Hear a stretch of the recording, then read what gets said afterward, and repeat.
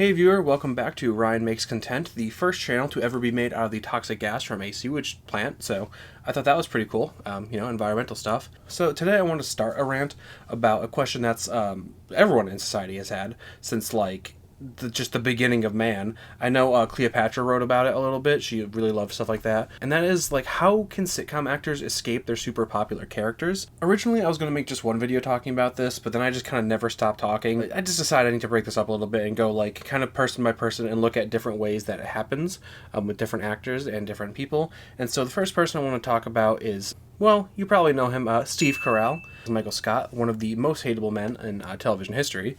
And, you also might know him from the fact that he's a massive star who's been in movies that checked this, actually over $5.3 trillion total. It's a lot of money. He's played a lot of different characters in a lot of different things. He was a virgin in 40-Year-Old Virgin. He was a dumb guy in Anchorman. He was a dumb guy in Dinner for Schmucks. He was a dumb guy in Get Smart. Was he ever a smart guy in anything? He was a squirrel in Over the Hedge. And, of course, he was a smart guy in one thing when he, made Despicable Me actually a successful movie by being a really good actor. Ruin everyone's aunts and mothers' Facebook pages with stupid Minion memes. Super cool of him to have done that one. Bruce Almighty, which then got him a spinoff, Evan Almighty, which sucked, but, here we are. But the thing about it is, he managed to do all that without people being like, Michael Scott is gonna build Noah's Ark? Oh my god, whoa! Especially, some of those characters are so similar, so, how aren't people being like, oh my god, look, it's Michael Scott? Well, the easiest answer, he's super funny. Even if you don't like his character, you can't ignore the fact that, the dude's made so many successful movies for a reason. He's gotten cast in these for a reason. So the 40-Year-Old Virgin was made because Judd Apatow was blown away by his talent in Anchorman, and then was like, "Hey man, what's up?" And Steve Carell's like, "Oh, I got this great idea for a movie. What if this dude just didn't have sex for a long time?" And Judd Apatow was like, "Yo, let's go." And the funny part about that is then The Office, which was going to be canceled after the first season, because it was bad. The first season was them trying to copy the British Office, and it didn't really work because then just watch the British Office. That entire thing of going through, show's about to be canceled, so The Office was they were ready to cancel after season 1, but then going to season 2, 40-Year-Old Virgin was going to be coming out soon, so NBC's like, okay, let's use the hype for the 40-Year-Old Virgin, build up, get season 2, maybe more people will watch it, because they'll see the Steve Carell guys in both, and they'll be like, cool. His success became the show's success, which then became his success, which then, it was it was like a symbiotic relationship? Is that it? Parasitic relationship? It was two people doing stuff together, but one of them was a TV show. And even before The Office, he was on The Daily Show for a really long time being a correspondent, and was amazing in that, because The Daily Show, absolutely amazing show, and Jon Stewart was on it. I haven't watched it since, so I don't know if it's amazing or not. Steve Carell was on that, and that show did start a lot of careers, admittedly, but Steve Carell just being one of them. But then The Office gained this huge following, especially now ever since it's been off the air. Even Carell himself, when he was talking about doing a reunion, was like, no, because the show has taken off so much being on streaming services and stuff. Even NBC with Peacock is literally just trying to take advantage of how much popularity the show has gained since going off the air. And it had so much when it was on the air, don't get me wrong, but The Office gained this massive following. It reached the level of Friends and Seinfeld, both of which I'm going to talk about in future ones about these, talking about other actors and how they weren't able to do this and were. And so both those shows will be relevant then, trust me. Carell decided to leave The Office, as a lot of people know, so his last episode was in season 7.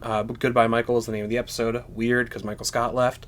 The show did go on for 2 more seasons. It didn't feel quite the same. It was still okay, but just the other characters were still there. There's just there's a hole. There was. And like I said, I didn't like Michael Scott as a character. I think The Office is a funny show. I just despise Michael Scott, and the things he does make me angry. So it's not, he's just not for me. So this guy, Steve Carell, the thing about it that sets him apart as Michael Scott, what made it so he wasn't just associated with this one character, is that his career gave The Office its momentum to start out, so The Office carrying that momentum forward and becoming huge was just a natural progression of things. It wasn't like other people's careers. It wasn't like Courtney Cox, for example, from Friends, who was previously famous for dancing on stage with Bruce Springsteen, and So it wasn't something that was just like built around him. He built it, he helped build it up. That's where he becomes a little bit different from these other people who didn't quite make it off of their characters. Because, like, yeah, a lot of people still do it. Like, they still see Michael Scott as Steve Carell. But you look at Jason Alexander, who played George Costanza in Seinfeld, and you're like, that's George Costanza. Like, that man is George Costanza. A lot of people might not even know the name Jason Alexander. Some people might not even know what Seinfeld is. What's a Seinfeld, you know? Bruh. Like, I was born, like, so, like, man, like, that show was, like, so old, man. What's even a Seinfeld? Steve Carell just, what made him different is two things. Talent, yes, amazing. He's super talented, but so is Jason Alexander, just to give one example of a person. So was Nick Offerman, who played Ron Swanson in Parks and Recreation, but he still kind of goes in there with that character. You know, it's one of those things that talent isn't necessarily the only thing. The other two that Steve Carell kind of had that others didn't was this combination of perseverance and luck to go with the talent, because I'm not going to say other people didn't, but the thing about Carell, while The Office was going, was still in massive movies. There was a while where, like, you couldn't escape this man.